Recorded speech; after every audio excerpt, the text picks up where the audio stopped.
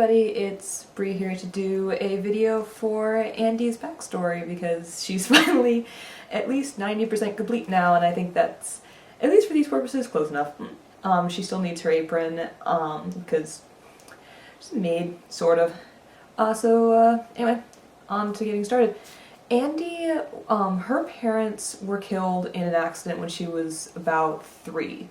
So since she didn't have any other family in the area, she went to live in an orphanage which was run by the state. At that time, the spies and intelligence that were being sent out to other countries around the one where the story takes place, the adult spies were getting recognized and killed, which, I mean, makes sense for other people, but kind of sucks for them. So they started looking at kids because adults tend to not care what they say around young children because they just assume the young children are not listening or they won't understand. And so they decided to use the orphanage where Andy was, as a as kind of a testing ground for this idea. She was one of the first to go through this kind of training. She was about 5 years old when it started, and then continued. She was on missions from about age 5 to age 10.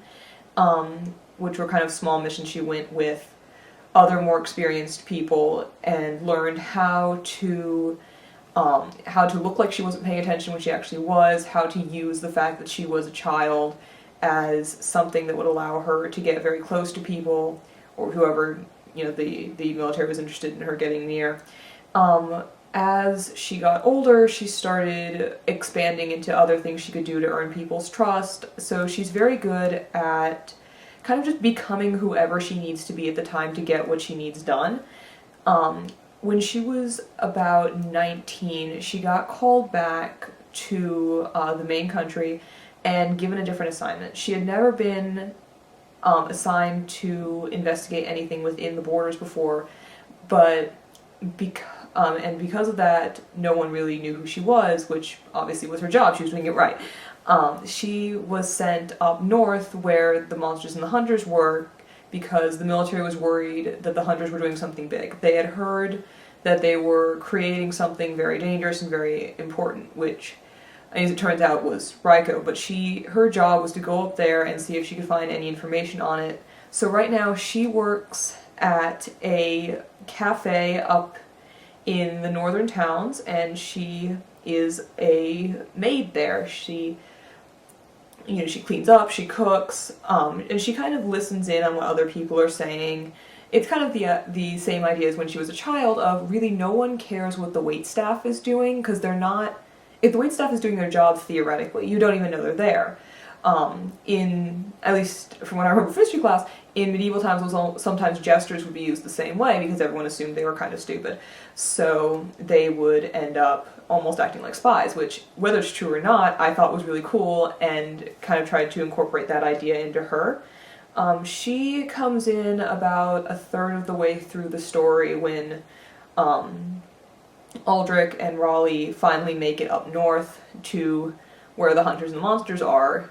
So that's how they meet her. She is trained in a few weapons to help defend herself in case she is caught, so she has her nice big gun that she can use.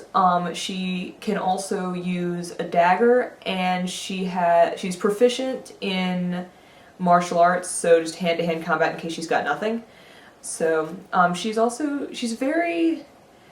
a weird combination between tomboy and very much a girl. She can get down and dirty when she needs to, but she also really likes hanging out at the dress shop next to the cafe where she works. She likes helping out there just because it's fun, and as long as it doesn't interfere with her work and helps boost the character she's trying to play, she can pretty much take that where she wants. She's been at this long enough, her superiors trust her on that, and she enjoys doing that. She enjoys the cooking aspect, but she also enjoys getting in on some of the games the patrons play. Like, they'll be playing cards and they'll invite her in on them, and every once in a while she'll smoke them.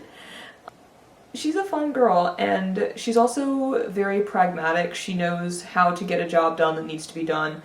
Kind of on the negative side, she almost takes the pragmatism a little too far sometimes and kind of forgets the compassion end of it, where you need to, when you're trying to figure out what to do, you still have to take other people into account. She has very little patience for people who aren't as efficient as she is or aren't as skilled as she is in certain areas. But overall, I think she is going to be a fun character to write for, and I actually can't wait to get to her part in the story, because I want her to interact with everybody else. Right now she's just up north making cakes. So that's what I've got for Andy so far. Yeah. So until the next video, bye bye!